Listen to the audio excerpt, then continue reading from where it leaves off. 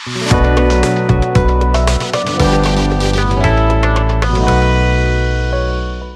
Students, fundamental of human geography में आज हम ह्यूमन सेटलमेंट के बारे में बात करेंगे, जो कि हमारा लास्ट यूनिट है।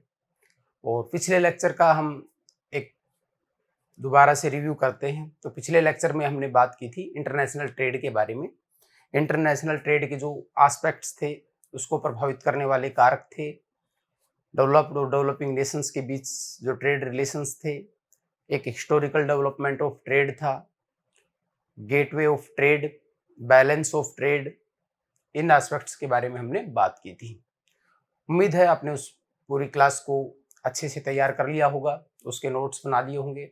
और चलो आज शुरू करते हैं ह्यूमन सेटलमेंट। ह्यूमन सेटलमेंट के बारे में बात करने से पहले मैं आपको इसकी कुछ बेसिक्स बातें बता देता हूँ। चैप्टर पे जाने से पहले, सेटलमेंट क्या चीज़ है? सेटलमेंट है व्यवस्थित होना। ह्यूमन सेटलमेंट कि आदमी किस तरीके से व्यवस्थित है। अपन हिस्टोरिकली देखें तो मैन की जो प्राइमरी एक्टिविटीज थी, वहां से अगर अपन देखें तो आदमी शुरुआत में क्या करता था? हंटर और गैदरर था। हंटर और गैदरर था तो क्या करता था? अपने झुंड में रहता था और शिकार करता था। जब एक निश्चित एरिया में उसके लिए जो रिसोर्सेज थे वो कम पड़ जाते थे, जैसे एग्रीकल्चर भी करता था, जैसे अपने देखा था shifting cultivation, slash and burn cultivation जिसे बोलते थे झूमिंग कल्टीवेशन। उसमें क्या होता था? उसमें जो चीज होती थी उसमें होती थी कि आदमी ने यहाँ कृषि की, इस एक निश्चित एरिया पे एग्रीकल्चर की उसने, और उस एरिया में जब फर्टिलिटी खत्म हो गई तो उसने उस एरिया को छोड़ दिया, दूसरी जगह पे शिफ्ट हो गई। इस तरीके से इनिशियल लेवल पे अपन बात करें तो मानव क्या था? निश्चित जगह पे सेटल्ड नहीं होता था, क्योंकि उस टाइम तक डिटर्मिनिज्म की जो कंसेप्ट थी कि पर्यावरण का प्रभाव मानव के ऊपर बहुत ज्यादा हावी था, क्योंकि मानव का जो तकनीकी स्तर था वो क्या था? कम था। इससे मानव क्या था? एडजस्ट करके जीता था। चेंज इन नेचर करने की कैपेसिटी उसके अंदर उस टाइम पे नहीं थी। इसलिए उसके जो सेटलमेंट्स थे वो क्या थे? तंबू के टाइप रहते थे, या एक किसी केव में, या कहीं इस तरीके से नेचुरल उसमें रहता था। और फिर जैसे ही उस जगह की उसकी पोटेंशियल ऑफ रिसोर्सेज था वो कम हो जाता था, उसके सर्वाइवल के लिए चीजें पर्याप्त नहीं रहती थी, तो वो वहां से छोड़ के दूसरी जगह पे जहाँ पे ज्यादा रिसोर्स हो और एनवायरमेंट उसके अनुकूल हो, वहां पे क्या होता था? शिफ्ट हो जाता था। लेकिन जैसे जैसे मानव ने क्या किया? अपना टेक्नोलॉजिकल एडवांसमेंट किया, पशुपालन करना शुरू कर दिया और कृषि करना शुरू कर दिया, तो मानव ने क्या किया? बसना शुरू कर दिया। अब बसना शुरू किया तो मानव के लिए मूलभूत चीजें क्या है? मूलभूत चीजें हैं कि एक तो अनुकूल जलवायु हो, एक उसको पर्याप्त रूप में जो फर्टाइल लैंड मिल जाए जहां पे वो अपने खाद्यान्न उगा सके और पशुओं को पाल सके, और पेयजल हो, और समतल धरातल हो तो कहने ही क्या। तो इस तरीके से आप देखेंगे कि जो हिस्टोरिकल जो सेटलमेंट का एक जो पैटर्न था, जितनी भी बड़े सेटलमेंट्स थे और सिविलाइजेशंस थी वो कहां पर थी? रिवर जो एरिया होता है, वैली सिविलाइजेशन से उनको बोला ही जाता है सारियों को। जैसे हड़प्पन सिविलाइजेशन है, उस जैसे अपने सिंधु, सरस्वती और इसकी जो सहायक नदी थी इसके रीजन में पली बढ़ी। मेसोपोटामियन जो सिविलाइजेशन थी वो दजला फरात नदी के क्षेत्र में, और मिस्र की जो सिविलाइजेशन थी वो नील नदी के क्षेत्र में पली बढ़ी। तो इस तरीके से आप समझ सकते हो कि मानव का जो सेटलमेंट है उसको ये चीजें प्रभावित करती है। आगे अपन ग्रेजुअल चीजें देखते हैं, तो ग्रेजुअली देखते हैं कि स्पेशलाइजेशन आता चला गया, तकनीक आती चलेगी। मानव ने तकनीक के स्तर पे कई जगह, जैसे कई पहाड़ी की जगह थी, अंग्रेज जब भारत में आए तो उन्होंने कई हिल स्टेशनों पे अपने वो बनाए। क्यों? क्योंकि भाई नीचे का जो क्लाइमेट था वो उनके अनुकूल नहीं था। तो जैसे शिमला, मसूरी ऐसी जगह अंग्रेजों ने हिल स्टेशन के तौर पे बसाई, जहाँ पे उनके अधिकारी रहते थे, क्योंकि वहाँ की क्लाइमेट उनके ज्यादा अनुकूल थी। तो तकनीक और ये चीजें आने से मानव ने उन जगहों पर अपना सेटलमेंट इस्टेब्लिश किया, जहाँ पर इनिशियली सेटलमेंट करना लगभग नामुमकिन सा था। दूसरी चीजें हुई आर्थिक अपॉर्चुनिटी। जैसे कई जगह ऐसी थी, जैसे अपन ने कालगुडी कुलगारली की बात की है ना, अपने जैसे झरिया झारखंड वाला जो रीजन है वहाँ बहुत ही एडवर्स क्लाइमेटिक और जियोग्राफिकल कंडीशंस हैं, लेकिन वहाँ पे ह्यूमन सेटलमेंट काफी रिच हो गया। क्यों? क्योंकि वहाँ पे रिसोर्सेज पाए जाते हैं, इकोनॉमिक पोटेंशियल उनके अंदर काफी ज्यादा है। इस तरीके से आप समझ सकते हैं कि किसी एरिया के अंदर जब सेटलमेंट को हम पढ़ते हैं तो उनके अंदर ये सारे फैक्टर काम करते हैं, साथ में हिस्टोरिकल, पॉलिटिकल, कल्चरल ये रीजन भी काम करते हैं। एक कंसेप्ट आती है डेवलप्ड सिटी और इवोल्व सिटी, या डेवलप्ड रीजन और इवोल्व रीजन। डेवलप्ड रीजन क्या होता है? डेवलप्ड रीजन होता है जिसको प्लान करके बनाया जाता है। जैसे आपने सुना होगा कि भाई यहाँ पे एक कॉलोनी बनेगी, यहाँ कॉलोनी बनेगी, या यहाँ पे एक नया शहर बसाया जाएगा। उस शहर के अंदर क्या किया जाता है? रोड कहाँ से जाएगा, सीवरेज का क्या पैटर्न रहेगा, वाटर सप्लाई किस तरीके की रहेगी, वो सारा प्लान होता है, प्री प्लान। तो वो क्या होता है? बहुत ही मैनेज्ड होता है। यहाँ मार्केट होगा, इधर इंडस्ट्री होगी, इधर इंस्टीट्यूशंस होंगी, और इधर बाजार होगा, और इधर लोग बसेंगे। इस तरीके से उसको क्या है? एक निश्चित पैटर्न में बसाया जाता है। लेकिन जब वो इवोल्व होता है तो कल्चरली धीरे धीरे बसा हुआ होता है। तो ऐसे शहरों के अंदर क्या है, जो मॉडर्न टाइप ऑफ प्लानिंग है वो देखने को नहीं मिलती। जैसे अपनी पुरानी दिल्ली है, पुरानी दिल्ली क्या है? बहुत एंशियंट सिटी है। उसमें क्या है, अब आप देखेंगे कि नया इतनी गहरी बसी हुई है तो उसके अंदर नए डेवलपमेंट करना लगभग नामुमकिन सा है। लेकिन तकनीक बहुत चीजें करवा देती है। जैसे दिल्ली मेट्रो उसका एक उदाहरण है कि चांदनी चौक जैसी जगह पे हमने अंडरग्राउंड मेट्रो स्टेशन और मेट्रो लाइन बनाई, लेकिन उसकी बहुत सीमाएं होती हैं। इसलिए जो इवोल्व सिटीज होती है उनके अंदर बहुत तरीके की प्रॉब्लम्स देखने को कई बार मिलती है। तो ये आपका एक ओवरव्यू हो गया। क्वेश्चंस की बात करें तो क्वेश्चन में आपको पूछ सकता है रूरल सेटलमेंट और अर्बन सेटलमेंट में क्या फर्क है, सेटलमेंट को प्रभावित करने वाले कारक क्या हैं, इसके पैटर्न किस तरीके के हैं, इसकी टाइप्स क्या क्या हैं, उनकी बेसिक कैरेक्टरिस्टिक क्या क्या हैं। इन चीज़ों को आपको सीक्वेंस बना बना के अपनी तरफ से तैयार करना है। जैसे मैं आपको पढ़ाते समय उनको हाईलाइट करूंगा, अंडरलाइन करूंगा, आप भी अपनी बुक में उसको चैप्टर के साथ देखेंगे और उसको क्वेश्चन फॉर्मेट में, WH फॉर्मेट में अपने दिमाग में लाएंगे। What, where, why, how. तो ये इस तरीके से आपको उसको क्या है सोचना है, इस तरीके से आपको उसको समझना है और आगे बढ़ाना है। तो आइए शुरू करते हैं आज का लेक्चर। तो अपना आज का टॉपिक है ह्यूमन सेटलमेंट, जिसमें हम अर्बन सेटलमेंट देखेंगे और रूरल सेटलमेंट देखेंगे। अर्बन सेटलमेंट के अंदर क्या आती है? बिल्डिंग का पैटर्न अलग होता है, बसावट बहुत घनी होती है, और ये किसका एक तरीके से पॉसिबिलिज्म का एग्जांपल है, अर्बन सेटलमेंट है। और रूरल सेटलमेंट है, ये कहीं ना कहीं डिटर्मिनिज्म का एग्जांपल है कि मानव नेचर के साथ कॉम्बिनेशन करके, नेचर के साथ अडॉप्शन और कुछ उसके अंदर चेंज करके एक हार्मोनी में रहता है। अब रूरल अर्बन जो सेटलमेंट्स है उसके जो डिफरेंसेस है उसके बारे में हम क्या करते हैं, बात करते हैं। The human settlements can be differentiate in term of rural and urban. ठीक है, ये किस आधार पे इसको डिवाइड किया जाता है इसके बारे में आपको मैं बताता हूं।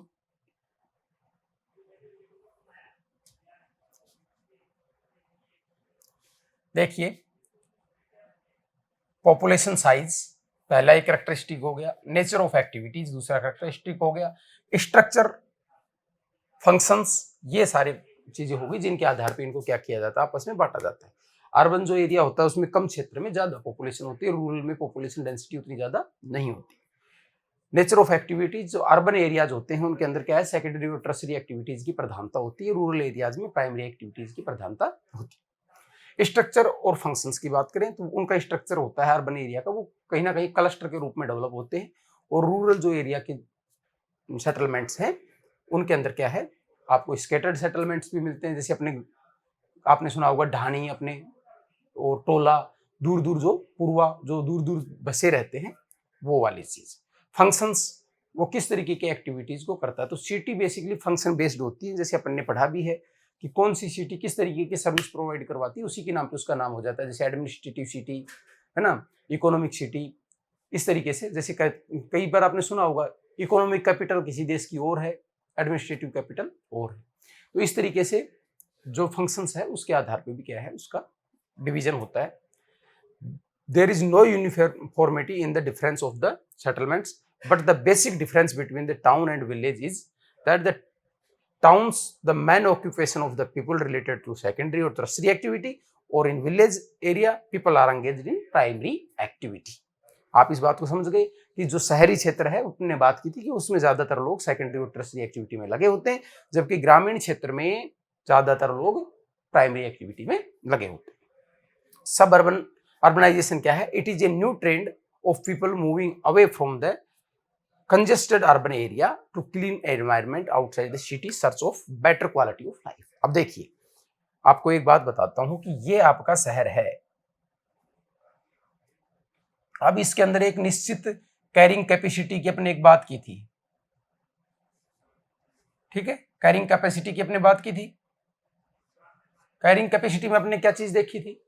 कैरिंग कैपेसिटी में हमने देखा था कि कोई एक एरिया होता है, उसके अंदर एक निश्चित पोटेंशियल होता है कि ये इतने लोगों को सर्विस दे सकता है, मतलब एक निश्चित लेवल तक बेटर लाइफ प्रोवाइड करवा सकता है एक एरिया। जैसे मान लीजिए कि अपना ये क्लासरूम है, अपना एक क्लासरूम है, इसमें दो लोग, एक आदमी बहुत अच्छे से रह सकता है, बेटर लाइफ जी सकता है, दो आदमी इसके अंदर एक कंफर्ट लाइफ, नॉर्मल लाइफ जी सकते हैं, पर उससे ज्यादा अगर लोग हो जाएंगे तो उनको कई तरीके की प्रॉब्लम आने लगेगी। इसी तरीके से जब सिटी के अंदर अर्बनाइजेशन की प्रोसेस के तहत बहुत ज्यादा पॉपुलेशन हो जाती है माइग्रेशन के द्वारा और नेचुरल ग्रोथ के द्वारा, तो उस सिटी के अंदर बहुत सारी प्रॉब्लम्स आनी, जैसे पोल्यूशन की, एयर क्वालिटी की, वाटर क्वालिटी की, शॉर्टेज और उसका डिग्रेडेशन ऑफ क्वालिटी होने लग जाता है। तो कुछ लोग यहां से माइग्रेट करके ड्राइविंग डिस्टेंस पे, जिनको क्या बोला जाता है, सैटेलाइट टाउन्स बोला जाता है, थोड़ी दूरी पे जाके, आपने देखा भी होगा बड़े शहरों के आसपास उनसे थोड़ी सी दूरी पे छोटे छोटे सैटेलाइट टाउन्स होते हैं, जहां से लोग फिर क्या है वहां पे अप डाउन करने लगते हैं, जैसे अपने ऑफिस में आना जाना। वहां पे कंपेरेटिवली एनवायरनमेंट बेटर होता है और चीजें वहां की बजाय सस्ती होती है, दोनों ही तरीके से उनके लिए वो बेनिफिशियल होता है, ठीक है।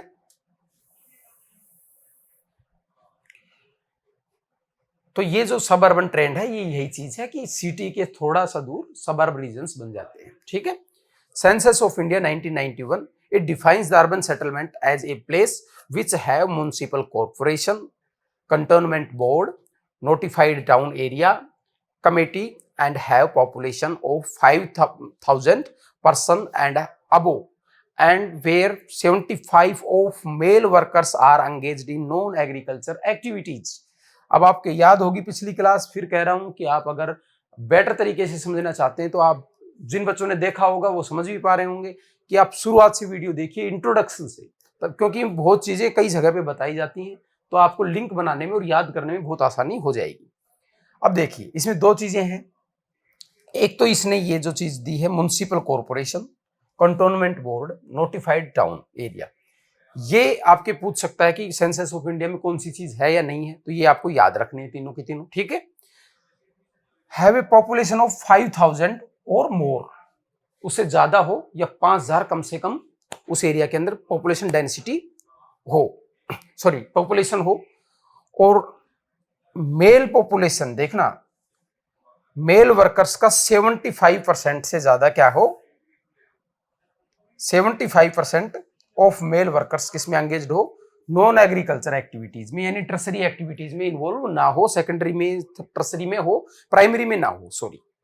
और density of population is at least, अब ये सब देखने हैं, एट लीस्ट मतलब कम से कम 400% पर स्क्वायर किलोमीटर तो होने ही चाहिए, कम से कम 5,000 पॉपुलेशन और डेंसिटी 400% पर स्क्वायर किलोमीटर कम से कम, और मेल वर्किंग पॉपुलेशन का 75% से अबोव किसमें लगा होना चाहिए, टर्सरी सेकेंडरी एक्टिविटीज में, प्राइमरी एक्टिविटीज में, या एग्रीकल्चरल और रिलेटेड एक्टिविटीज में नहीं लगा हुआ होना चाहिए। क्लियरिटी के साथ आपको इसको समझना है, कोई कंफ्यूजन नहीं और कोई गलती नहीं करनी, इस पे सीधा क्वेश्चन बन सकता है। अब अपना आता है types and pattern of settlement. अब देखिए, इसमें एक थोड़ा सा फर्क है। टाइप में अपन क्या देखते हैं, टाइप में अपन देखते हैं कि किस तरीके का सेटलमेंट है, पैटर्न में हम देखते हैं। देखिए, टाइप की बात करें, पैटर्न है वो बात करता है, जो पैटर्न शब्द है ना आपका, ये बात करता है बसावट की आकृति, ठीक है। तो इसमें जैसे लाइन के रूप में बसा हुआ है, सर्किल के रूप में बसा हुआ है, रेक्टेंगुलर बसा हुआ है, एरो के रूप में बसा हुआ है, ये सारी चीज क्या है, पैटर्न है, ठीक है। और आपसे टाइप की बात की जाए तो टाइप की बात जब की जाती है तो वो देखा जाता है बसावट, आकृति नहीं होती, बसावट देखी जाती है। तो एक तो एक ही जगह पे सारे लोग बसे हुए हों, चाहे वो रेक्टेंगुलर बसे हो, चाहे लीनियर बसे हुए, चाहे सर्कुलर बसे हुए हो। एक होता है कि एक तो एरिया यहाँ हो गया, पूरा गांव हो गया, यहाँ छोटी छोटी क्या हो गई, ढानी हो गई, ठीक है, जैसे अपने होती हैं, पुरवा हो गए, टोले हो गए थोड़े दूर। एक हो गया कि पूरा गांव ही इस तरीके से स्कैटर्ड तरीके से बसा हुआ हो। तो ये अलग अलग पैटर्न हो जाते हैं, ये इसे बोला जाता है कॉम्पैक्ट न्यूक्लियर सेटलमेंट। इसके अंदर क्या होता है, जिसे इसे सघन आवास बोलते हैं हिंदी में, कि जहां पर बहुत सारे लोग एक निश्चित जगह पे बसे होते हैं। ये कब बसेंगे, जब large number of house built very close to each other develop along with the river valley and in a fertile plain. इसके लिए क्या चाहिए कि वहां पे अच्छी फैसिलिटी होनी चाहिए, किसकी, फर्टाइल लैंड हो, वाटर अवेलेबिलिटी हो, कम्युनिकेशन अच्छा हो, है ना। और सबसे बड़ी बात क्या होती है, लगभग लगभग सेम ऑक्यूपेशन के लोग होते हैं, जैसे किसान हो गए, कुछ भी हो गए, लगभग लगभग सेम कार्य करते हैं। तो इससे क्या बनता है, अपना कॉम्पैक्ट बनता है। दूसरा अपना है डिस्पर्स सेटलमेंट, आपके ये दो ही दे रखे हैं। दूसरा है डिस्पर्स, जिसको हिंदी में प्रकीर्णित, विकीर्णित, बिखरा हुआ, इस तरीके से बोला जाता है। इसमें क्या होता है, घर क्या है, दूर दूर बसे हुए होते हैं, जैसे रेगिस्तान वेगिस्तान में, जहां पे रिसोर्स क्या है, एक जगह पे नहीं पाए जाते, तो जहां जहां रिसोर्स पाए जाते हैं उसी तरीके से लोग क्या है, बस जाते हैं। और वो किसी निश्चित रीजन से, जैसे रिलीजियस रीजन से, मार्केट के रीजन से एक जगह पे आते हैं। अब अपन कहेंगे कि भाई ये घर यहाँ, एक घर यहाँ, इसको इसमें क्यों माना जाए। तो जैसे आपने एक चीज देखी होगी इंडियन सिस्टम के अंदर, अगर अपने गांव के बाहर भी कोई ढाणी है, कोई आदमी, अपना गांव मान लो यहाँ पर है, ठीक है, और एक आदमी यहाँ बसा हुआ है, उसके पास एक और गांव है यहाँ पे, लेकिन वो कोई भी फंक्शन होता है, जैसे होली दिवाली कुछ होती है, तो होली जैसे गांव के चौपाल के बीच में उसका दहन किया जाता है, तो वो वहां से यहाँ पे आता है उसको ज्वाइन करने के लिए, या ये शादी फंक्शन कल्चरल जो एक्टिविटी है उसको करने यहाँ पर आता है। तो इससे ये पता चलता है कि ये सेटलमेंट इस गांव का हिस्सा है, न कि इस गांव का हिस्सा। क्लियरिटी से इस चीज को समझो। तो इसका सेटलमेंट जो होते हैं, इसमें क्या है, लोग डिस्पर्स जिसको बोलते हैं, इसमें लोग क्या है, दूर दूर रहते हैं, लेकिन किसी एक कारण की वजह से वो वापस गेट टुगेदर बीच बीच में किसी फंक्शन में, किसी चीज में होते रहते हैं, ठीक है। और दूसरा होता है कि इनमें दोनों की विशेषताएं पाई जाए। तीसरा टाइप ये होता है जिसको संयुक्त अधिवास बोल दिया जाता है, जिसमें दोनों की कैरेक्टरिस्टिक पाई जाती है। तो ये क्लियरिटी से याद रखने, आपके ये दो ही दिए हैं, इन दो को ही आपको ज्यादा याद रखना है। रूरल सेटलमेंट्स की बात कर रहा है। These settlements are closely and directly related to land। देख लो एक चीज, they are dominated by primary activities, agriculture, fishing, animal husbandry, ठीक है, कोई इसमें डाउट नहीं होना चाहिए आपको। किन किन चीजों पर डिपेंड करता है, वाटर सप्लाई किस तरीके की है, आपने देखा होगा जो भी प्राइमरी एक्टिविटी है उसके लिए पानी जरूरी है। आप पशुपालन करोगे, एग्रीकल्चर करोगे, फिशिंग करोगे, कुछ भी करोगे, तो आपके लिए पानी एक मूलभूत आवश्यकता है। फर्टाइल लैंड दूसरी एक चीज हो जाएगी। तो नियर वाटर बॉडीज के रूरल सेटलमेंट, जैसे कोई तालाब हो गया, कोई जोहड़ हो गया स्थानीय भाषा में, या कोई नदी हो गई, इस तरीके की कोई भी फर्टाइल जो एक रीजन होता है और जहां वाटर सप्लाई अच्छी से होती है, वहां पे रूरल सेटलमेंट्स बनते हैं। तो ये पानी को ड्रिंकिंग पर्पज से और अपने जो एक्टिविटी उसके पर्पज से इस्तेमाल करते हैं। फिर है लैंड। लैंड फर्टाइल लैंड होनी चाहिए, क्योंकि वो एग्रीकल्चर करेगा या पशुपालन भी करेगा तो उसके लिए चारा उगाएगा, इसके लिए फर्टाइल लैंड होना बहुत ही जरूरी है। अब कुछ कह रहा है कि agriculture are places of human settlement like village in rolling country side in Europe, avoiding swampy areas, low lying river valleys and coastal plains situated for wet rice cultivation in south east Asia. इसमें ये बताना चाह रहा है कि भाई दुनिया में आप जिस तरीके से भी देखोगे कि लोग थोड़ी सी एडवर्स जो चीजें हैं, जहां पे लैंड है ना वो डिग्रेड है या दलदल में बदल गई है, ठीक है, स्वैम्पी हो गई है, उनमें क्या है, लोग क्या करते हैं, अवॉइड करते हैं। लोग कहाँ रहते हैं, उन एरिया में रहते हैं जहां पे ज्यादा फैसिलिटी है और फर्टाइल लैंड है, ठीक है। अपलैंड की बात कर रहा है कि dry points like uplands, terrace, leaves that are not prone to flooding areas, ठीक है। ये नीचे थोड़ा सा क्या है, दिखने में विजिबिलिटी का थोड़ा फर्क आ जाता है, तो अच्छे से विजिबल नहीं हो पाती है चीज। अपलैंड वाली जो चीज है ये है कि जैसे कि आप गंगेटिक प्लेन में रहते हो, और गंगेटिक प्लेन में आप कहाँ रहते हो, बिहार वाले क्षेत्र में रहते हो, तो आपने सुना होगा भाई कोसी को बिहार का शोक कहा जाता है, ठीक है। इस तरीके से क्यों कहा जाता है? क्योंकि वो एक निश्चित एरिया में हर साल में बाढ़ लेके आ जाती है। तो ऐसे में क्या करते हैं लोग, जिन एरिया के अंदर मौसमी बाढ़ आती है और उसकी फ्रीक्वेंसी बहुत ज्यादा होती है, तो वो एक निश्चित हाइट के ऊपर क्या है, बसते हैं, ताकि वो इस तरीके की उन चीजों से बच सकें। जब नॉर्मल टाइम होता है तो नीचे आके अपनी एग्रीकल्चर करते हैं और आवास को क्या है, ऊंचे स्थान पर रखते हैं। ठीक है। And tropical countries people build their houses on marshlands to protect themselves from flood insects and animal pests. तो कह रहा है कि भाई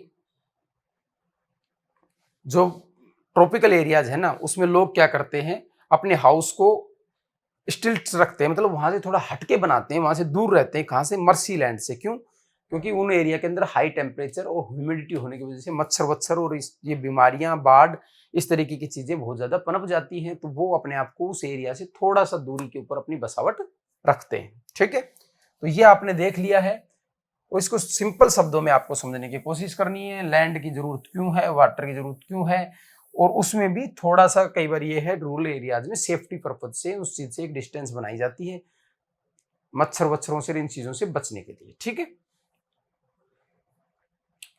बिल्डिंग मटेरियल, बिल्डिंग मटेरियल भी उसको प्रभावित करता है। भाई आप जैसे राजस्थान की बात करें तो आप जैसे जैसलमेर की तरफ जाओगे तो आपको देखने को मिलेगा कि पूरे घर हैं वो किसके? येलो स्टोन के बने हुए हैं। ठीक है। ईंटों के घर नहीं बने हुए। क्यों? क्योंकि वहां पे येलो स्टोन इजीली अवेलेबल है, और वही येलो स्टोन अगर आप और देश के दूसरे हिस्से में मंगवा कर उससे घर बनाओगे तो आपको बहुत महंगा पड़ेगा, एक लग्जरी चीज मानी जाएगी। और वहां पे आम आदमी के घर भी उसी पत्थर के, क्योंकि वहां पे वो मटेरियल इजीली अवेलेबल है। आप प्लेन एरियाज में हो तो वहां पे क्या आपको पत्थर लाना दूर से महंगा पड़ेगा, तो आप क्या करोगे? वहां पे ब्रिक्स बनाओगे, ब्रिक्स से क्या बनाओगे? घर बनाओगे। अगर आप हिली एरियाज में हो तो वहां पे आपको वुडन के जो घर हैं वो ज्यादा देखने को मिलेंगे, ठंड की वजह से और आसानी से वुड मिल जाने की वजह से। तो ये बिल्डिंग मटेरियल है, ये भी सेटलमेंट को, उन चीजों को क्या करता है? प्रभावित करता है। Settlements are made in those places where building materials are available, like cave dwelling in China, mud bricks houses in Africa savanna, and igloos in ice blocks in polar regions। भाई जहाँ पे मटेरियल मिल जाएगा वहां पे ये लोग घर बनाएंगे, रहेंगे, घूमेंगे, शिकार करेंगे कहीं भी, पर जहाँ पे ये चीजें अवेलेबल मिल जाएगी वहां पे आके अपना कबीला या अपना गांव क्या है, बसाएंगे। इग्लू के जो लोग रहते हैं, जहाँ इजीली आइस ब्लॉक मिल जाएंगे वहां पे इग्लू बनाएंगे। मड ब्रिक्स वाले एरिया में, सवाना में क्या है, वो लोग वहां पे अपना, सवाना में रेगिस्तान वाले रीजन में, सॉरी अफ्रीका के सवाना वाले रीजन में जो घास के मैदान है वहां पे अपना क्या है, घर बनाएंगे। ठीक है। डिफेंस, लोग क्या करेंगे? अपना घर बनाते थे, अपनी सुरक्षा देखेंगे। भाई सुरक्षा, सिक्योरिटी तो क्या है, बहुत जरूरी है। Good defensive site are developed as settlement like defensive hills, islands, ऐसे। ठीक है। तो इनमें क्या है बात, भाई सुरक्षा भी एक महत्वपूर्ण पक्ष होता है। आदमी जंगली जानवरों से, या कोई दूसरा कबीला है, ट्राइब्स हैं, तो वहां पे दूसरे कबीलों से और जानवरों से, इनसे क्या एक सुरक्षात्मक दृष्टिकोण रखते हुए क्या करता है? घर बनाता है। Plant settlements, plant settlements are constructed by government by providing shelter, water and other infrastructure on acquired lands। ठीक है। अब जैसे इंदिरा गांधी कैनाल का इन्होंने एग्जांपल दिया आपकी बुक में कि उस एरिया में गवर्नमेंट ने जो एरिया एक्वायर करके, वहां पे जो लैंड एक्वायर करके और ये सारी चीजें प्रोवाइड करवा के जो शेल्टर दिया है, वो इसके अंदर आता है, प्लांट्स के अंदर। ठीक है। क्योंकि वो लोग क्या है, ट्रेडिशनली नहीं बसे, सरकार ने प्लान करके उस एरिया की लैंड का और उन चीजों को यूटिलाइजेशन किया जा सके, इसलिए वहां पे वो बसावट लाने के लिए गवर्नमेंट ने ये फैसिलिटेट दी है। जो गवर्नमेंट फैसिलिटेट करके सारी चीजें एक जगह प्रोवाइड करके वहां लोगों को बसने के लिए प्रेरित करती है, तो उसको क्या कहा जाता है? प्लांट सेटलमेंट कहा जाता है। इंदिरा गांधी कैनाल का जो कमांड एरिया है उसका एग्जाम्पल दिया। इंदिरा गांधी कैनाल कहां पर है? इंदिरा गांधी कैनाल पंजाब के हरी के बैराज से निकाली जाती है और ये राजस्थान के अंदर इरिगेशन और पेयजल की सुविधाएं प्रोवाइड करती है। ठीक है। रूरल सेटलमेंट पैटर्न्स, अब बात आ गई पैटर्न की कि वो किस आकृति में बसे हुए हैं, ये आपको इसमें ध्यान रखना है। This refers the way the house are sited in relation to each other. इसमें मेन चीज यही है कि घर हैं वो किस तरीके से एक दूसरे के रिलेशनशिप में बसे हुए हैं। This surrounding topography terrain influence the shape, उस एरिया की जो सराउंडिंग चीजें हैं, जो टेरेन है, टेरेन को मतलब है कि वहाँ की जो धरातलीय जो संरचनाएं हैं वो क्या करती हैं, उसकी शेप को क्या करती हैं, प्रभावित करती हैं। On the basis of settling the main type of plain and size of village, plain village, plateau village, coastal village, forest village, desert village, इस तरीके से क्या है, बेसिस ऑफ सेटिंग कहाँ पे वो स्थित है। रेगिस्तान में है तो डेजर्ट विलेज हो जाएगा, कोस्टल एरिया पे तो कोस्टल, और नदी के मैदान में तो प्लेन एरिया हो जाएगा, हिल टॉप पे तो हिली एरिया हो जाएगा, हिली विलेज हो जाएगा। इस तरीके से उनके नाम होते हैं, ठीक है। On the basis of functions there may be farming village, fisher village, lumbering village, वो किस तरीके की एक्टिविटी करती है उसके आधार पर ये इस तरीके से बट जाता है। On the basis of forms shapes of settlements the village are developed in geometrical forms and shapes. ये आपका क्या है, पैटर्न है। वो तो ये जो चीजें थी ये तो कहीं ना कहीं किसकी है, सेटलमेंट की ही बात है, बसावट की ही बात है। ये ऑक्यूपेशन विशेष हो गया, वो जगह विशेष हो गया। अपन अलग अलग तरीके से बांटते हैं ना, बसावट के आधार पर, ठीक है, बसावट की स्थिति के आधार पर, पेशे के आधार पर, ऑक्यूपेशन के आधार पर, ठीक है, घनत्व के आधार पर। तो ये तो वो चलता आ रहा था। अब इनकी आकृति के आधार पर किस तरीके से बसा हुआ है। तो इसमें आता है पहला लीनियर पैटर्न। लीनियर पैटर्न में क्या होते हैं, घर है ना वो एक निश्चित लाइन में बसे हुए होते हैं। जैसे ये कोई नदी जा रही है तो इस तरीके से गांव बसा होता है इसके सारे, या कोई रेलवे लाइन है तो इसके सारे ऐसे बसा होगा, रेलवे लाइन ऐसे घूम गई तो इसके सारे ऐसे, तो ये लीनियर पैटर्न बन जाता है। कई बार क्या होता है, जैसे कोई तालाब है तो उस तालाब के चारों तरफ देखते हो आप, इस तरीके से बसावट होते होते गांव बड़ा होता है, इस तरीके से गांव बन जाता है। तो ये क्या है, सर्कुलर, ठीक है, फॉर्मेट हो जाता है। इस तरीके से क्या है, ये अलग अलग फॉर्मेट बनते हैं, ठीक है। Road, railway line, river, canal edge और वैली, इनमें जो ये चीजें बन जाती हैं ये लीनियर पैटर्न के अंदर आती, ठीक है। क्लियरिटी है इस चीज में। रेक्टेंगुलर पैटर्न है द सेटलमेंट। रेक्टेंगुलर पैटर्न में क्या है, the settlements are located in plain areas और in wide inter mountain valleys. The roads are rectangular and cut each other at right angle। Road इस तरीके से बने होते हैं, राइट एंगल पे काटते हैं। तो इनमें क्या है, इस तरीके से बसावट हो जाती है और पूरा भी पैटर्न इस तरीके से रेक्टेंगुलर बन जाता है, ठीक है। सिंपल शब्दों में इसको समझो, ठीक है। सर्कुलर पैटर्न है जो अपन ने बात कर दी। जब कोई लेक हो, टैंक हो, जिसको अपने गांव की भाषा में जोहड़ तालाब बोल देते हैं, उनके चारों तरफ जब इस तरीके से लोग क्या है बस जाते हैं, और keeping the animals to protect them from wild animals, ठीक है। तो ये अपने आप को क्या है, उनसे बचाने के लिए अपने आप को यहाँ पे लोकेट कर लेते हैं और एक निश्चित उस एरिया के अंदर शेप में बस जाते हैं, ठीक है। Star like pattern, star like pattern में क्या होता है, जैसे एक रोड ऐसे जा रही हो, एक रोड ऐसे जा रही हो, एक रोड ऐसे जा रही हो, तो इस तरीके से बसाउट हो जाती है। तो ये क्या है, स्टार लाइक पैटर्न बन जाता है, ठीक है। जब जिगजैग तरीके से सेटलमेंट रोड है वो क्या करते हैं, कब एक दूसरे को इस तरीके से काटते हैं। टी शेप्ड है, वाई शेप्ड है, क्रॉस शेप्ड है और क्रूसीफॉर्म सेटलमेंट है। The T shape settlement developed at tri junction. Y shaped settlements emerge where two roads converge on the third। जैसे ये रोड आया और एक ये रोड आया और इस रोड में जाके एक आगे जाके एक रोड बन गया, देख रहे हो। तो यहां से इस तरीके से सेटलमेंट बन जाएगा, तो ये वाई शेप सेटलमेंट बन जाएगा। एक रोड ऐसा और ऐसे आके बन रहा हो तो इस तरीके से लोग बस जाएंगे, तो टी शेप पैटर्न बन जाएगा। तो ये ट्रांसपोर्ट या कोई नदी, कोई रिवर जिस शेप में बसी होती है तो उस शेप के आधार पर जो सेटलमेंट हो जाता है तो उसका नाम वो वही उसका नाम पड़ जाता है, ठीक है।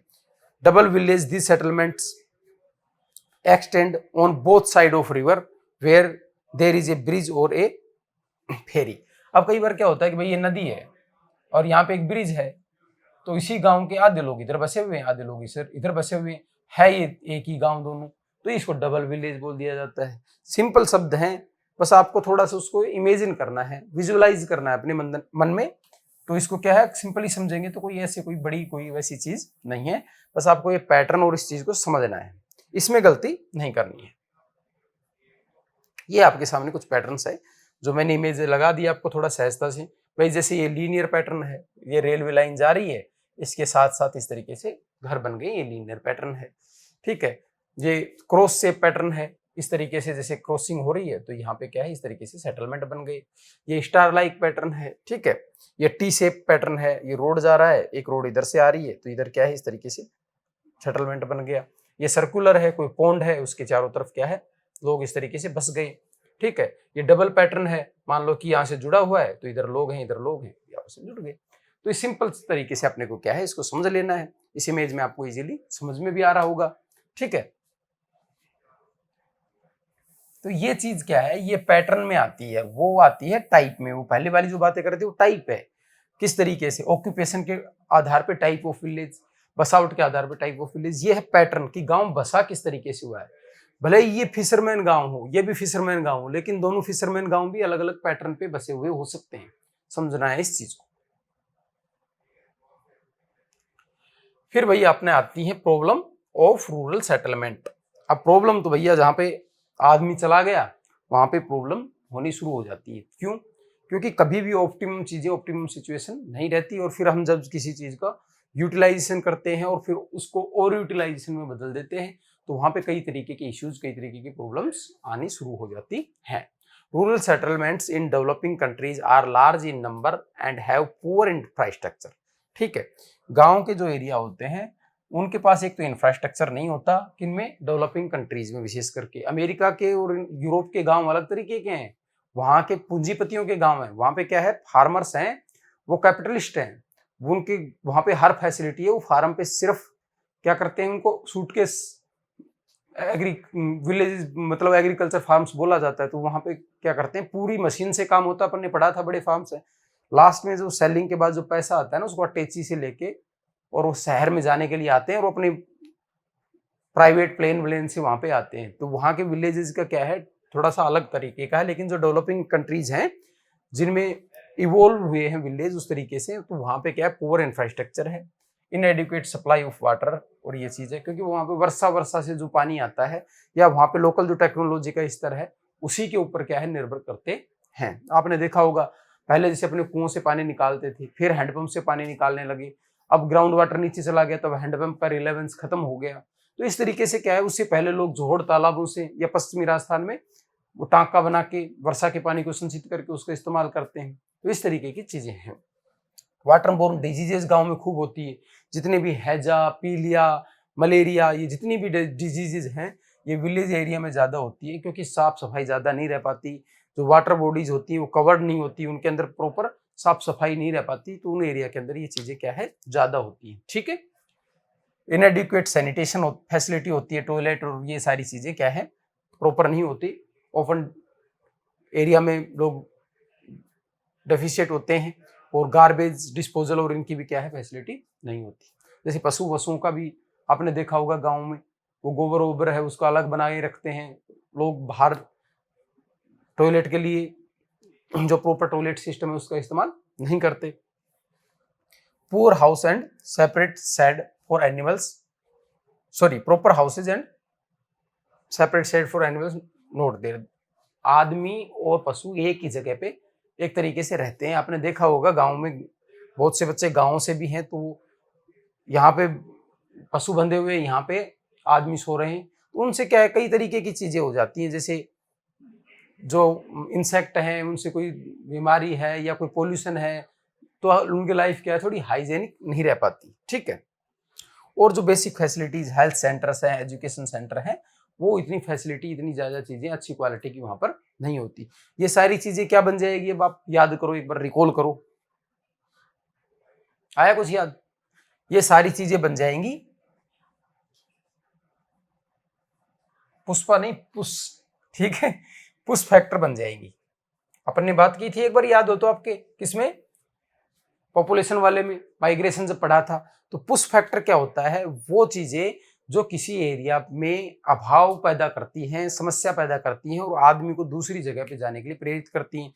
वहाँ पे हेल्थ नहीं है, एजुकेशन नहीं है, तो इन चीज़ों के लिए, बेटर लाइफ के लिए, बेटर फैसिलिटीज़ के लोग यहाँ से क्या करते हैं, पुश फैक्टर काम करता है और शहर में वो चीज़ें उनको मिलेगी तो वहाँ पे पुल फैक्टर काम करेगा। तो शहर के अंदर क्या होगा, ये लोग जाकर बसेंगे। ये लोग क्या है, अनस्किल्ड हैं, शहर के अंदर बड़े जॉब तो प्राप्त करेंगे नहीं, वहाँ पे ये छोटे जॉब्स में कई बार वर्कर के तौर पे जाते हैं, तो छोटे जॉब्स के अंदर वहाँ पे जाते हैं, जैसे ऑटो चलाने लग गए। इनसे क्या है, इनका इनकम का स्तर भी कम होता है, तो ये वहाँ पे अच्छी रेंटिंग भी प्राप्त नहीं कर सकते, अच्छे घर भी वहाँ पे प्राप्त नहीं कर सकते। तो ये वहाँ पे जाके जो झुग्गी झोपड़ियाँ हैं उनके अंदर फुटपाथ पे इन पे रहते हैं, ताकि ये अपनी कॉस्ट निकाल सकें, अपनी आय का कुछ हिस्सा बचा के गाँव में भेज सकें। तो वहाँ पे शहर में फिर इससे क्या आती है, अनेक तरीके की समस्याएं, जैसे स्लम की समस्या आ जाती है। ठीक है, जिसको अपना आगे देखेंगे। चीजें सारी क्या है, आपस में इंटरलिंक्ड हैं। आपको क्या करना है, बस इनको प्रॉपर तरीके से समझना है और अपने दिमाग को खुला रख के उसको अप्लाई करना है, क्योंकि आपके बहुत से क्वेश्चन इस तरीके के आएंगे कि भाई ये रूरल सेटलमेंट में इस तरीके की चीजें हैं, तो आपको लगेगा तो सेटलमेंट वाले क्वेश्चन में सेक्शन में से क्वेश्चन है। आपको ओपन रहना, पूरी बुक में आपकी जो जर्नी है वो एक कनेक्शन है पूरी बुक के अंदर, उस कनेक्शन को बनाए रखना है कि यहां से भी कोई चीज देके उसको पॉपुलेशन से जोड़ सकता है, ऑक्यूपेशन से जोड़ सकता है, और आपने देखा कि जुड़ी हुई भी है आपस में। तो ये चीज आपको क्या है, बनाए रखनी है। अर्बन सेटलमेंट्स की बात करते हैं।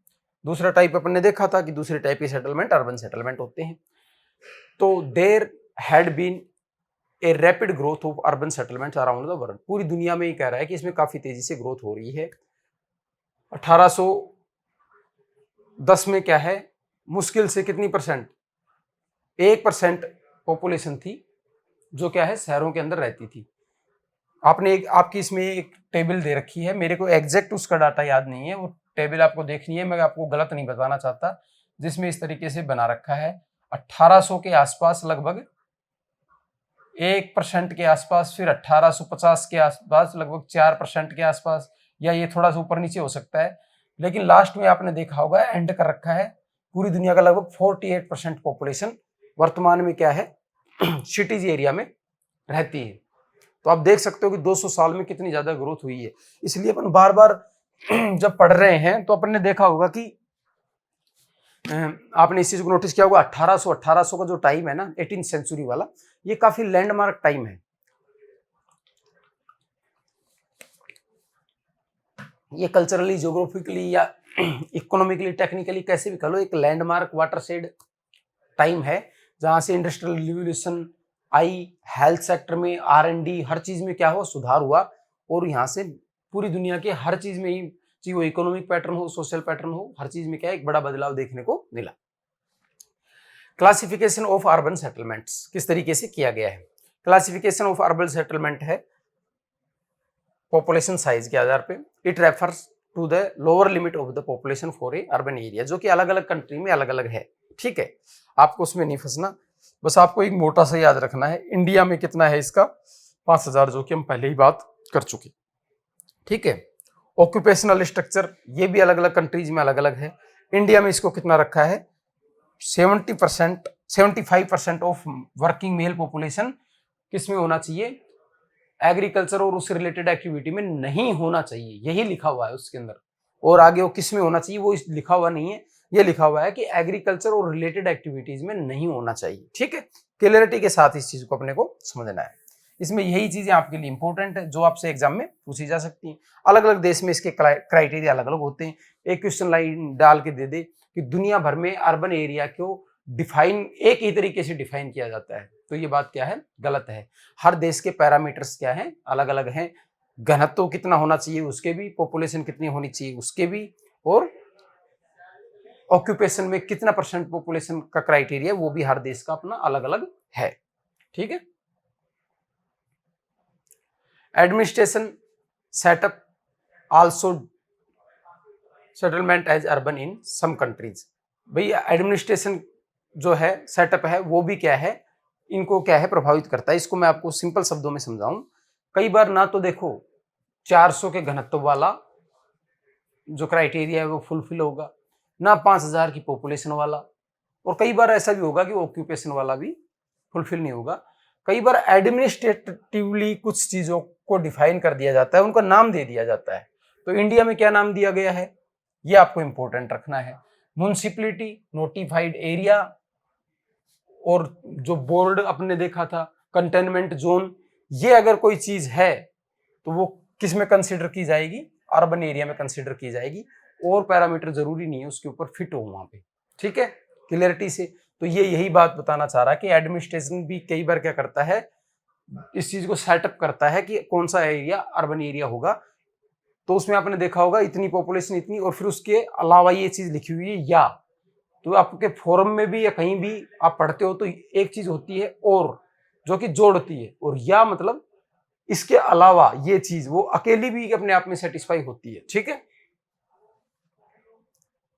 फिर है location. Location of urban centre is examined with reference of their functions. वो किस तरीके से फंक्शन करते हैं उसके आधार पर उसकी लोकेशन को देखा जाता है। जैसे स्ट्रेटेजिक टाउन, कि कौन सा शहर किस जगह पे स्थित, जैसे अपने अंबाला है, एयरबेस है, तो वो क्या है, एक तरीके से स्ट्रेटेजिक लोकेशन का शहर है हमारे लिए, क्योंकि वहां पे हमारा एयरबेस है, ठीक है। Natural defence, mining towns, industrial towns, tourist centres, तो इस तरीके से जो काम करते हैं उसी के आधार पे उनको क्या कर दिया जाता है, उनको नामकरण कर दिया जाता है, ठीक है।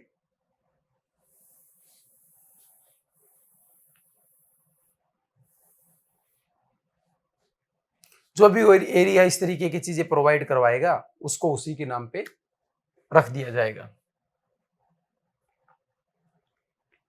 फंक्शंस, एडमिनिस्ट्रेटिव फंक्शन के आधार पे टाउन्स को बताया किस तरीके के टाउन्स होते हैं। एडमिनिस्ट्रेटिव टाउन होते हैं, कुछ शहर ऐसे होते हैं जो क्या है, एडमिनिस्ट्रेटिव चीजें प्रोवाइड करवाते हैं। जैसे ज्यादातर किसी राष्ट्र की जो कैपिटल होती है, एडमिनिस्ट्रेटिव वर्क वहां पे होता है। जो स्टेट होते हैं उनकी कैपिटल होती है, वहां पे एडमिनिस्ट्रेटिव वर्क होता है। जैसे वहां का वो न्यायालय या सर्वोच्च न्यायालय, या वहाँ की जो भी एडमिनिस्ट्रेशन की जो हाईएस्ट जो अथॉरिटीज हैं वहां पर रहती हैं, तो वो सारे ऑफिशियल वर्क के लिए बड़े स्तर पे अपने को वहां पे जाना पड़ता है। दुनिया की जितने भी कैपिटल सिटीज हैं वो ज्यादातर इसके क्या है, एग्जाम्पल हैं, ठीक है। ये आपके सामने कुछ एग्जाम्पल दिए हैं, पर इसको आप इजीली कर दोगे। इसी तरीके से आपको समझ के रखना है, बस इसको ज्यादा उस तरीके से नहीं लेना है। New Delhi, Canberra, London, Beijing, ये सब क्या है, एडमिनिस्ट्रेटिव टाउन्स हैं, ठीक है। कोई बार कह रहा है कि भाई और भी रीजन है जो प्रोवाइड करवा देते हैं वो चीज, भाई जैसे किसी स्टेट की कैपिटल भी हो सकती है, वो भी क्या एडमिनिस्ट्रेटिव टाउन हो सकती है, जो कि एडमिनिस्ट्रेटिव चीजें प्रोवाइड करवाती है। ट्रेडिंग एंड कॉमर्शियल टाउन्स, वो जो बाजार प्रोवाइड करवाते हैं, मंडी की तरह काम करते हैं, और उनका इवोल्व है, और उनका जो मेन फंक्शन है वो आर्थिक ही होता है, तो वो इसमें आ जाते हैं। जैसे agriculture market towns like Winnipeg, ठीक है। Banking and financial centre like Frankfurt, तो विनीपेग है, ठीक है, और फ्रैंकफर्ट है जर्मनी में, ये क्या है, बैंकिंग और फाइनेंशियल की सुविधा देता है। विनीपेग क्या है, अपने देखा था प्रेरी का सारा जो गेहूं है वो विनीपेग से मंडी में एकत्रित होकर दुनिया में डिस्ट्रीब्यूट होता है, ठीक है। मैनचेस्टर है, इनलैंड सेंटर है, large inland centre like Manchester, transport nodes like Lahore, Baghdad, Agra, जहां पे चारों तरफ से जो ट्रांसपोर्टेशन है वो आके मिलता है, वो ट्रांसपोर्ट नोड के रूप में बन जाते हैं। कल्चरल टाउन्स होते हैं, पिलग्रिज्म प्लेसेस होते हैं, जैसे जेरूसलम है, वाराणसी है, जगन्नाथपुरी है, जो धार्मिक महत्व जिनका होता है वो इसमें आ जाते हैं, ठीक है। इंडस्ट्रियल टाउन भी होते हैं, माइनिंग टाउन भी होते हैं, ट्रांसपोर्ट टाउन भी होते हैं, ठीक है। Are also urban settlements.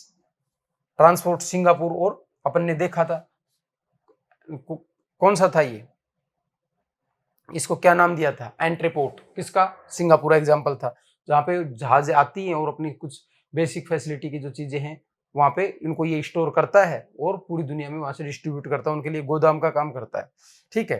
तो इस तरीके से क्या है, ये ट्रांसपोर्ट सिटीज हो जाती हैं। कुछ कुछ इंडस्ट्रियल सिटी जैसे पिट्सबर्ग है, पूरी दुनिया में भाई लोहे के लिए जाना जाता है, ठीक है। जमशेदपुर भारत का, लोहे के लिए भारत का पिट्सबर्ग, इस तरीके से नाम पड़ जाते हैं। जैसे आपने सुना होगा सूती वस्त्र के उद्योग के भी कई शहर हैं, उनका नाम पड़ जाता है, दूसरे शहर को उसके नाम पे जाना जाता है। ट्रांसपोर्ट के वैसे कई नाम पड़ जाते हैं, जैसे भाई इटली का वेनिस है, तो भाई ये भारत का वेनिस है, ये वहाँ का पिट्सबर्ग है, ये भारत का पिट्सबर्ग है। उसके उस फंक्शन के आधार पे वो दूसरी सिटी जो प्रोवाइड करवाती है उसके नाम से उसकी तुलना कर दी जाती है, ठीक है। इस आधार पे जो एक्टिविटी कर रहा है उसके आधार पे उस अर्बन एरिया का क्या नाम पड़ जाता है, ठीक है। ये जो आपके एग्जाम्पल दिए हुए हैं, इन एग्जाम्पल को क्या है आपको थोड़ा सा याद रखना है। ये मिलान करवाने में आपसे क्वेश्चन इसमें कैसे पूछ सकता है,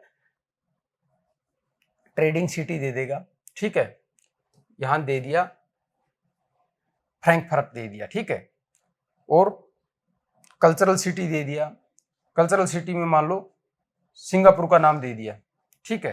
तो आपको इस चीज को समझना है कि यार सिंगापुर को तो मैंने किस में पढ़ा था, ट्रांसपोर्ट में पढ़ा था, और ट्रांसपोर्ट के आगे कोई दूसरा दे रखा, तो आपका मिलाने में इस तरीके से आपको जिगजैग तरीके से उसको मिलाना पड़ेगा और अपने ऑप्शन में ढूंढ के उसका आंसर करना पड़ेगा, ठीक है। तो आप इसको कर लोगे, अब जब एक बार आप समझ जाओगे तब आप कर लोगे। दिमाग कब काम नहीं करता, जब हम उस चीज को समझे हुए नहीं रहते। जब हम चीज को क्लियरिटी से समझ जाते हैं तो ये चीज हमारे लिए कोई समस्या नहीं रहती। Classification of town on the basis of forms, उसकी फॉर्म के आधार पर उसको किस तरीके से बांटा जाता है, इसके बारे में बात करते हैं, ठीक है। Urban settlements can be linear, square, star और क्रेसेंट शेप, ठीक है। उनकी शेप हो सकती है बिल्कुल जैसे गांव वालों की होती है वैसे इनकी भी हो सकती है। Cities developed countries are plant cities और इवोल्व सिटीज, ये अपने बात कर ली। प्लांट सिटी होती है वो क्या होती है भाई, जैसे अपना चंडीगढ़ है, चंडीगढ़ को पूरे को किस तरीके से बसाया गया है, इस तरीके से बसाया गया है, और इस तरीके से उसके सेक्टर बनाए गए हैं, सारे रोड इस तरीके से जिगजैग तरीके से काटते हैं, ठीक है। तो ये दिल्ली है, न्यू दिल्ली है, वो लुटियंस ने बनाई थी, लुटियंस ने उसको प्लान किया न्यू दिल्ली को। बीच में जैसे एरिया है, फिर उसके बाहर इस तरीके से रोड सर्किल में बना कर फिर उनको काटती हैं, यहाँ पे इस पैटर्न में काटती हैं, ठीक है। जयपुर है, जयपुर भी प्लान सिटी था, ठीक है। जयपुर को भी इस तरीके से जिगजैग पैटर्न, क्रॉस पैटर्न में बनाया गया है, ठीक है। भट्टाचार्य ने जयपुर को बसाया था, कर्बूजियर ने, ली कर्बूजियर ने चंडीगढ़ को बसाया था, ठीक है। तो ये नाम है, तो आपकी किताब में दिए हुए नहीं, तो नाम तो शायद पूछेगा नहीं, पर आपको इनको याद रखना है कि ये प्लांट सिटी है। और प्लांट सिटी होने की वजह से इनमें क्या है, इनमें फैसिलिटीज, ट्रांसपोर्ट, सीवेज का जो पैटर्न है वो एक स्पेसिफिक तरीके से बना हुआ है। जैसे आप घर में फिटिंग करवाते हो ना, ऐसे समझो, सिंपल शब्दों में समझाता हूँ मैं आपको। इसमें क्या है, आप थोड़ा सा कर सकते हो। प्लांट सिटी क्या होती है, जैसे आप अपने घर बनाते हो और एक फिटिंग करवाते हो, उसमें जब आप इलेक्ट्रिक फिटिंग कराते हो या नल की फिटिंग कराते हो, तो आपको जो फिटिंग करने वाला होता है उसको पता होता है कि किस चैनल में से किस तरीके की चीज है, तो वो अगर कोई शॉर्ट सर्किट होता है तो प्रॉपर उसी चैनल तक इजीली पहुंच जाता है। और आपने ऐसे तार लगा दिए, अब कहीं कोई गड़बड़ हुई है तो आपको पूरी लाइन को खोलना पड़ेगा, पूरी लाइन को पूरे सिरे से चेक करना पड़ेगा, ठीक है। तो ये इवोल्व सिटी होती है, इनमें यही प्रॉब्लम आती है कि लोग अलग अलग तरीके से अपने तरीके से बसे हुए होते हैं, कोई निश्चित ट्रांसपोर्ट का पैटर्न नहीं होता, तो इनमें जाम हो जाना या सीवेज पैटर्न का सही से नहीं होना या फ्लड आ जाना, अर्बन फ्लड है, उसका बहुत बड़ा कारण क्या है, सिटीज क्या है, प्लांट नहीं है, इवोल्व है, तो उनके क्या है, जो सीवेज वीवेज है वो ब्लॉक हो जाता है, और वो नॉर्मल टाइम पे तो काम चल जाता है, लेकिन जब फ्लड व्लड आती है तब वो प्रेशर को नहीं झेल पाता और सिटी फ्लडेड हो जाती है। जैसे अपने अभी रिसेंटली चेन्नई में बहुत बड़ी फ्लड आई थी, जिसके ऊपर काफी जोग्राफर्स में बाद में इसमें डिबेट हुई कि इस तरीके की चीजें क्यों हो रही हैं, ठीक है। फिर आदिस अबाबा established in 1878 is a capital of Ethiopia and is located in hill valley topography. It is large nodal center, has large markets and ये एक प्लांट सिटी है आदिस अबाबा, उसका एग्जांपल दे दिया है। कैनबरा है, ये 1912 में बना था, ऑस्ट्रेलिया में है, और ये क्या है, गार्डन सिटी। कैनबरा किस तरीके से पता है आपको, कैनबरा इस तरीके से है, ये गार्डन है, फिर ये रोड है, फिर यहाँ पे कॉलोनी है, फिर यहाँ पे गार्डन है, फिर यहाँ पे कॉलोनी है, फिर यहाँ पे गार्डन है, यहाँ कॉलोनी, इस तरीके से इसको बनाया गया है। तो बहुत गार्डन सिटी इसलिए कहा जाता है कि इसके अंदर पर्याप्त ध्यान रखा गया है खुले स्थान का, हेल्दी एनवायरनमेंट का, और इन चीजों का ध्यान रखा गया है, ठीक है। तो वाइड ओपन स्पेस, पार्क्स और गार्डन इसके अंदर है। Initially it was built to accommodate 25,000 people के लिए बनाया गया था, लेकिन बाद में धीरे धीरे क्या है, इसके अंदर जब अच्छी चीजें होती है तो लोग और क्या है, आते जाते हैं और बढ़ते चले जाते हैं, ठीक है। और आगे बढ़ते हैं, और बढ़ते टाइम क्या करें, वो आगे बढ़ते टाइम अगर वो उसी तरीके से प्लांट फॉर्म में आगे बढ़े तो ठीक है, अदरवाइज आगे इनके अंदर भी फिर वही समस्याएं आनी शुरू हो जाती हैं जो कि इवोल्व सिटीज के अंदर आती है, ठीक है। Type of urban settlement, problems of urban settlement, depending upon the size and service available urban centres are classified. ये क्या क्या बात कर रहा है, पहली बात कह रहा है भैया टाउन। टाउन क्या होता है, जिसे अपना कस्बा बोलते हैं वही टाउन है। थोड़े से स्पेसिफिक इसके कुछ फंक्शंस होते हैं, कुछ दुकानें, कुछ मैन्युफैक्चरिंग की चीजें, कुछ होलसेल ट्रेडिंग, प्रोफेशनल एक्टिविटी। जैसे अपन कस्बे में छोटे से काम के लिए जाते हैं ना, कि ये चीज वहां मिल जाएगी, उस तरीके की जो चीज होती है इनिशियल लेवल में। जब शहर बनने लगता है तो शुरुआती दौर में जो चीज बनती है वो एक टाउन ही होती है। फिर है सिटी, ये लार्ज होती है किससे, टाउन से, और इसमें greater number of function, economic function और ये चीजें होती हैं। ये ज्यादा क्या होती है, स्पेसिफिक होती है और ज्यादा अरेंज होती है टाउन से, अपनी फैसिलिटी देने में, सर्विस प्रोवाइडिंग में। और अगर अपन उस सेंटर की बात करें तो टाउन का आदमी फिर क्या करता है, फ्यूचर फैसिलिटी के लिए सिटी के अंदर जाता है।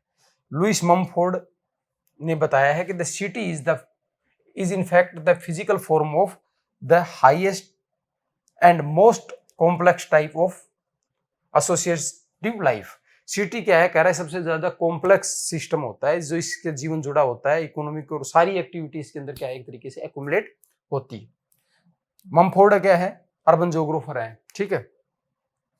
कॉनरबेसन है, ममफोर्ड ने जो क्लासिफिकेशन था ना टाउन और सिटी इस तरीके से, तो ममफोर्ड ने भी अपना एक क्लासिफिकेशन दिया था और 6 टाइप में सिटीज को बांटा था। लेकिन आपके इसमें दे नहीं रखा, आपको उसको याद नहीं रखना है, आपके तो इसी में सिलेबस में से आएगी चीजें, कुछ चीजें आएगी तो वो एक मैंने पहले भी बताया था आपको, कुछ क्वेश्चन फॉर्म में करवा दी जाएगी और कुछ चीजें आपको समर्थ एग्जाम प्रेप की साइट के ऊपर आपको एडिशनल नाम से ही आपका एक वो बना दिया जाएगा, जिसको आप पढ़ना चाहें तो थोड़ी सी चीजें आपको एडिशनल वहां पे मिल जाएंगी। तो उस मैटर को लेके, चीजों को लेके बिल्कुल भी पजल नहीं होना है, बिल्कुल भी ऐसे असल बसल में नहीं आना है कि भाई क्या है, कहाँ है, यहाँ से पढ़ लूँ, वहां से पढ़ लूँ। आप सिस्टमेटिक तरीके से समझते जाओ, सारी चीजें आपको सिस्टमेटिक तरीके से मिलेगी और सिस्टमेटिक तरीके से किया हुआ काम ही आगे रिजल्ट्स में बदलता है। अपन ने 2 चीज यहाँ से पढ़ ली, 2 चीज यहाँ से पढ़ ली, अपन उसको कनेक्ट नहीं कर पाएंगे।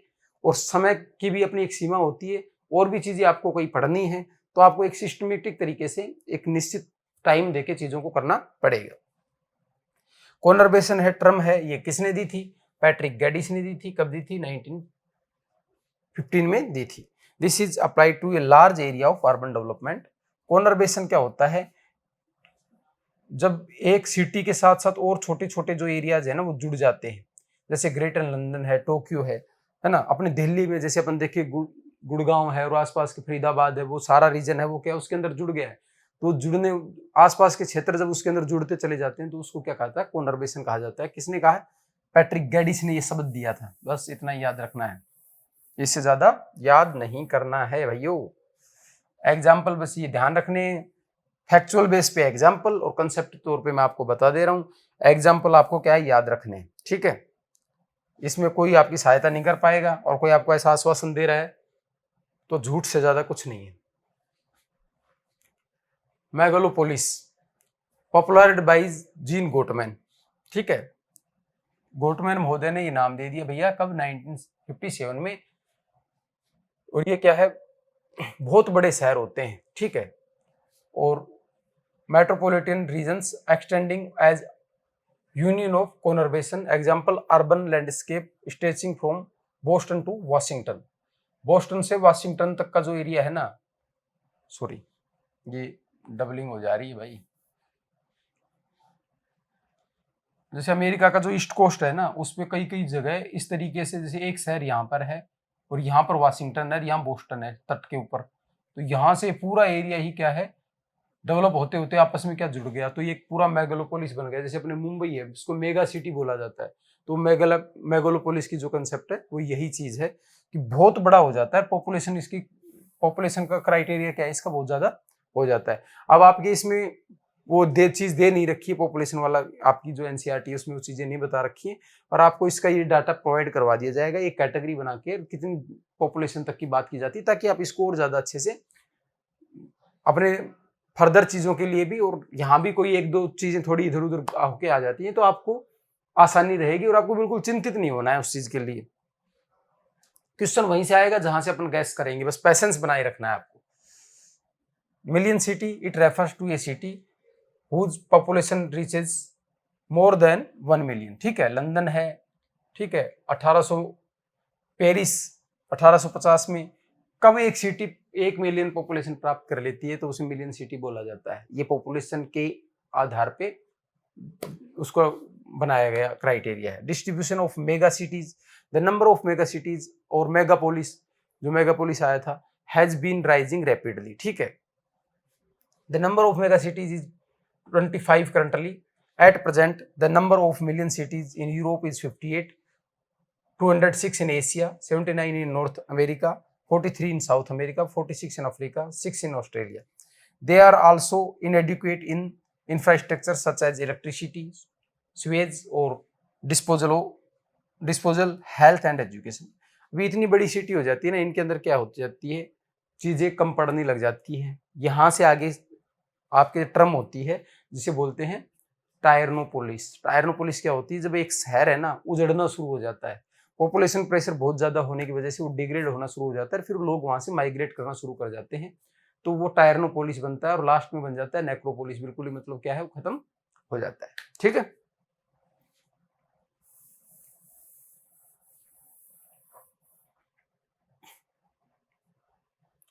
फिर है problem of urban settlement. Problem क्या है भाई, जो प्रॉब्लम है वो आपको याद रखनी है भाई।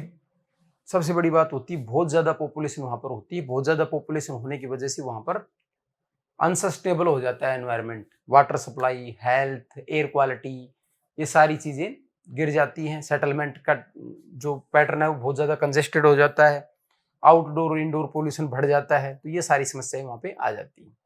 In developing countries, urban settlements suffer from unsustainable concentration of population, congested housing, lack of drinking water, poor infrastructure, no proper sewage disposal, health and education facility, vertical expansion, growth of slum. Most of the cities in developing countries suffers from such unplanned growth. ठीक है, unplanned growth होने की वजह से developing countries के अंदर इन चीजों से लगभग शहर क्या है, प्रभावित होते हैं, ठीक है। इकोनॉमिक प्रॉब्लम क्या आ जाती है भैया, decreasing employment opportunity, rural areas push the unskilled and semi skilled labour. Rural area से क्या होता है, अनस्किल्ड और सेमी स्किल्ड लेबर क्या है, इन एरिया के अंदर आ जाता है, और यहाँ पे क्या है, बहुत ज्यादा पॉपुलेशन प्रेशर बन जाता है, रिसोर्स के ऊपर स्ट्रेस आ जाता है, और इनकी जो एम्प्लॉयमेंट फैसिलिटी अपॉर्चुनिटी है वो धीरे धीरे कम होती चली जाती है। सोशियो कल्चरल प्रॉब्लम क्या आती है, अलग अलग जगह से लोग आते हैं। Developing countries suffer from several social illness, lack of financial resources, fail to create adequate social infrastructure, lack of employment and education, ठीक है।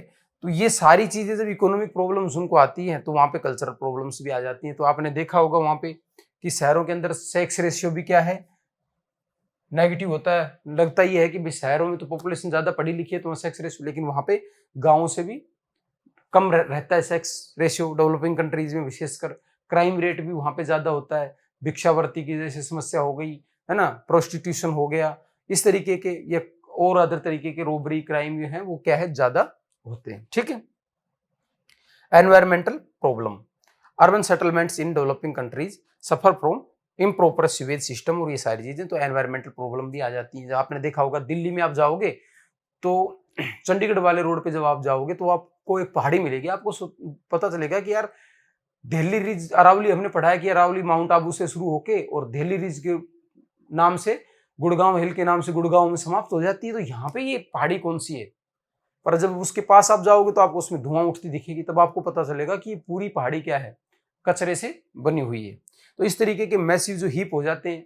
अब उस हीप में कई बार क्या होता है, बीच में एक बार 2018-19 में क्या हुआ था, बारिश में वो कचरा क्या है धीरे धीरे पानी सोख गया और ऐसे फ्लो होके रोड के ऊपर आ गया, तो उसमें जो गाड़ी से लोग जा रहे थे कई लोग दब गए और वहीं ऑन द स्पॉट मर गए। साथ में वो जो बारिश में से उसमें से जो पानी आता है वो आके नॉर्मल ड्रेनेज उसमें मिल जाता है और धीरे धीरे फिर उसकी जो दूषित चीजें हैं वो ग्राउंड वाटर में भी चली जाती हैं। इसलिए शहर का जो ग्राउंड वाटर है वो अच्छा लेवल होने के बावजूद भी यूज करने लायक नहीं रह जाता है। साथ में पॉल्यूशन बहुत ज्यादा हो जाता है। अभी आपने दिल्ली का खूब पढ़ा होगा कि भाई 12 मास 2018 में दिल्ली पुलिस को भी ये निर्देश दे दिए गए थे कि आपको ड्यूटी के दौरान मास्क लगाना पड़ेगा। पब्लिक पार्क में लोग सुबह मॉर्निंग वॉक के लिए ना जाएं, वहां पे पुलिस रहती थी। तो इस तरीके से आप चीजें देख सकते हो कि कितनी ज्यादा वर्स्ट कंडीशन वहां पे हो जाती है अर्बन एरिया में। इस वजह से ये सारी facility, clean drinking water, dumping zone का सही से नहीं हो पाना, इन चीजों से प्रॉब्लम्स आ जाती हैं। कैरिंग कैपेसिटी क्या है सिटी की, खत्म हो जाती है, ठीक है। हेल्दी सिटी, अब ये देखो हेल्दी सिटी भैया वो कोई बात नहीं, हेल्दी सिटी कौन सी होगी, जिनके अंदर सारी फैसिलिटीज हैं वो प्रॉपर हों। द वर्ल्ड हेल्थ ऑर्गेनाइजेशन कौन है ये है WHO, ठीक है। वर्ल्ड हेल्थ ऑर्गेनाइजेशन क्या करता है, सजेस्ट करता है कि healthy city should have clean and safe environment, meet basic need of all his inhabitants and involve the community in local government and provide easily access to health service। भैया सारी तो जरूरत रोटी कपड़ा मकान की पूर्ति हो रही है, वातावरण स्वच्छ हो, पढ़ाई वढ़ाई की सारी सुविधा हो, अच्छा ट्रांसपोर्टेशन हो, ये सारी बेसिक नीड जहाँ पर है वो एक हेल्दी सिटी है, ठीक है। अर्बन स्कार्सिटी से बात क्या आती है, अर्बन एरिया में UNDP United Nation development programme क्या करता है, ये यूनाइटेड नेशन डेवलपमेंट प्रोग्राम ये करता है HDI इंडेक्स बनाता है, याद है आपके, अमृत सैन, महबूबुल हक, याद है कुछ नाम, वही UNDP क्या करता है, outline the urban strategy that aims in increasing shelter in urban areas. तो क्या है अर्बन स्ट्रेटजी, क्या है, रणनीति बोलते हैं इसको हिंदी में, हिंदी के बच्चे याद रखें, रणनीति, ठीक है। तो ये स्ट्रेटजी बनाई जाती है किस तरीके से कि अर्बन प्रॉब्लम्स को किस तरीके से तो कम किया जा सकता है, नए शहर बन रहे हैं तो प्रॉब्लम आए ही नहीं, जिन जो पुराने बने हुए हैं उनमें कम की जा सके और शहर की लाइफ को बढ़ाया जा सके, उसकी सस्टेनेबिलिटी को बढ़ाया जा सके, यही अर्बन स्ट्रेटजी होती है सिंपल शब्दों में, ठीक है। Urban strategy that aims the increase shelter for urban for poor, provisions of basic services like primary health care, drinking water, education, sanitation, government facilities, upgrading energy use, alternative transport system and reducing air pollution.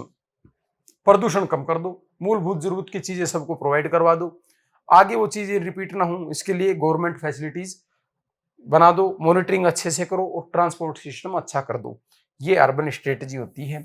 जब आपके पास strategy नहीं होती है तो आपके पास चीजें होने के बावजूद भी कई बार आप अपनी चीजों में फेल हो जाते हो। जैसे कि आप कोई एग्जाम देने जा रहे हो, आपको एक निश्चित रणनीति फॉलो करनी पड़ेगी, आपके पास बहुत मैटर मिलेगा, बहुत से लोग पढ़ाएंगे आपको, बहुत सी किताबें हैं, पर आपको सिलेबस को बार बार ध्यान में रखना है, टू द लाइन रहना है, साफ लिखा हुआ आपके सिलेबस में 12वीं क्लास से ज्यादा नहीं पूछा जाएगा। तो भाई अभी जियोग्राफर नहीं बनना, इन 2 महीनों में जियोग्राफर बनना है, आगे उसके बारे में भी हम बात करेंगे, आपसे जुड़े रहेंगे। और आप सेंट्रल यूनिवर्सिटीज में जाएंगे तो वहां पे आपको बहुत ही रिनाउंड, बहुत ही बड़े बड़े लोग मिलेंगे जिनके सामने तो हम कुछ भी नहीं है, तो वो लोग आपको बताएंगे जियोग्राफर कैसे बनना है। अभी आपको सिलेबस के अकॉर्डिंग टू द पॉइंट पढ़ना है, अपनी बेसिक बुक्स के ऊपर ही फोकस करना है, NCERT पे, जहां से भी पढ़ रहे हो, जिससे भी पढ़ रहे हो, उस मैटर पे ट्रस्ट रखना है। और समर्थ एग्जाम प्रेप की तरफ से मैं आपको आश्वस्त करता हूं कि मैं अपने अनुभव के आधार पे आपको एक ऐसा पेपर, एक ऐसी आउटलाइन दूंगा जिसके अंदर से आप मोस्ट ऑफ चीजें कर पाएंगे। बाकी आप कितना हार्डवर्क करते हैं, कितना इधर उधर नहीं भटकते, इस चीज पे डिपेंड करेगा। तो आप पैशन और पैशंस के साथ काम करेंगे, पैशन का काम हम कर रहे हैं और पैशंस आपको क्या है बनाए रखना है।